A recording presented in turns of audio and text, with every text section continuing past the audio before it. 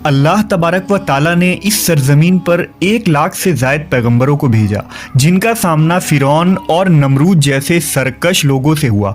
अल्लाह ने अपने सच्चे पैगंबरों को उन शैतान सिफत लोगों पर फतह नसीब फरमाई और ये साबित कर दिया कि अल्लाह रब्बुल इज़्ज़त हमेशा सच्चे लोगों का हामी और मददगार रहता है। इस वीडियो में हम एक ऐसे अजीबुल खिलकत शख्स का तस्करा करने जा रहे हैं जो ना तो बादशाह था ना कोई मुख्तलिफ मखलूक था। इसके बावजूद उस जैसा इंसान इस दुनिया ने दोबारा नहीं देखा, क्योंकि वो शख्स अपनी जिस्मानी कद्दो-कामत और ताकत में पूरी सरजमीन में मुनफरिद था। तारीख में उस शख्स को औज बिन अनक के नाम से जाना जाता है।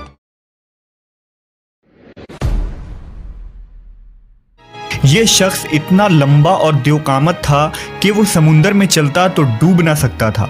ऊंचे ऊंचे दरख्त और पहाड़ उसके सामने छोटे मालूम होते। उसकी लंबाई और कद इतनी ज़्यादा थी कि दूसरे लोग उसके सामने कीड़े मकोड़े के मानिंद दिखते।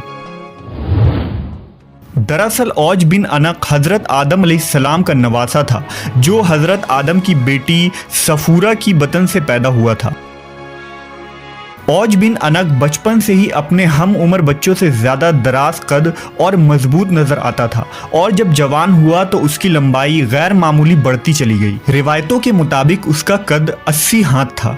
औज बिन अनक निहायत ही सरकश, काफिर और जाबिर शख्स था। बाज़ रिवायतों में आता है कि औज बिन अनक का ताल्लुक कौम आद से था। वो कौम आद पर अजाब के बाद बाकी बचने वाले लोगों में से एक था। चूंकि कौम आद जिस्मानी तौर से लंबे और देवहैकल लोग होते थे, इसलिए औज बिन अनक ने भी वैसी ही जिस्मानी बनावट पाई थी। हज़रत इब्ने उमर फरमाया करते थे कि औज बिन अनक इस कदर दराज कद था कि वो समुंदर के नीचे हाथ डालकर मछली पकड़ लेता और उसे सूरज के करीब करके भून कर खाता था। जब प्यास लगती तो वो बादलों को अपनी लाठी से हाँकता और बादलों से ही पानी पी लेता था। कहते हैं कि हज़रत नूह अलैहिस्सलाम के ज़माने में औज बिन अनक मौजूद था। जब हज़रत नूह अजीम तूफ़ान से कबल कश्ती तैयार कर रहे थे तो आपको कश्ती बनाने के लिए सागवान की लकड़ी की ज़रूरत पड़ी, मगर उस लकड़ी को उठाकर लाना मुमकिन न था। लिहाजा औज ने आपकी मदद की और वो उन लकड़ियों को मुल्क शाम से उठाकर लाया। लिहाजा अल्लाह ने उसके इस अमल से खुश होकर उसे गर्क होने से निजात दे दी।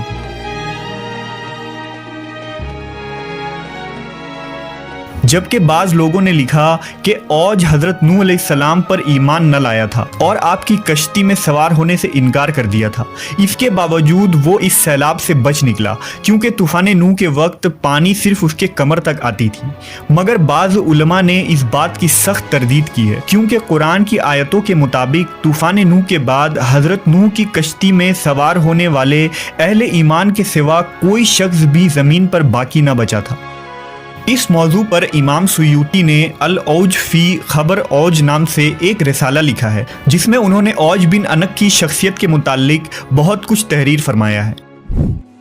रिवायतों के मुताबिक गैर मामूली कद्दो-कामत के साथ औज बिन अनक ने लंबी उम्र भी पाई थी। उसकी उम्र 3600 साल थी। वो हज़रत आदम अलैहिस्सलाम के ज़माने से हज़रत मूसा अलैहिस्सलाम के दौर तक जिंदा रहा और फिर हज़रत मूसा अलैहिस्सलाम ने उस सरकश शख्स को कत्ल किया।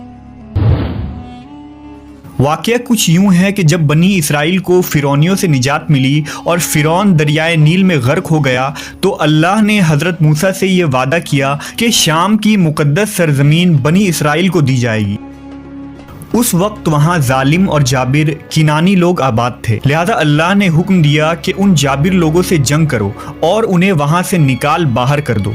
अल्लाह ने मूसा अलैहिस्सलाम के साथ फतह का वादा किया था। हज़रत मूसा पर हुक्म नाजिल हुआ कि बनी इसराइल के 12 कबीलों से 12 अफराद को चुन लिया जाए और उन्हें सरदार मुंतखब किया जाए। लिहाजा हज़रत मूसा ने 12 सरदारों को चुना और उनको लेकर किनान पहुँचे। आप अलैहिस्सलाम ने उन सरदारों को शाम की तरफ भेजा कि वहाँ जाकर उन जालिम हाकिमों की खबर लें और उन्हें दावत हक पहुँचाए कि ये मुक़द्दस ज़मीन हमें अता की गई है, सो अब तुम लोग हमारी इताअत करो। अगर उन्होंने इनकार किया तो जंग से खबरदार करके आ जाओ। जब वो 12 सरदार शाम पहुँचे तो उस वक्त वहाँ का हाकिम औज बिन अनक था। जब वो सरदार औज से मिले तो उसकी कद-ओ-कामत और जिस्मानी बनावट को देखकर हैरत ज़दा रह गए। پھر انہوں نے اسے اللہ کا پیغام سنایا۔ اوج غضبناک ہو گیا اور ان سب کو ایک ہاتھ سے پکڑ لیا اور چاہا کہ انہیں مسل کر ہلاک کر دے، مگر جب اس نے ان سرداروں کے چہروں پر خوف دیکھا تو انہیں حقیر سمجھ کر چھوڑ دیا۔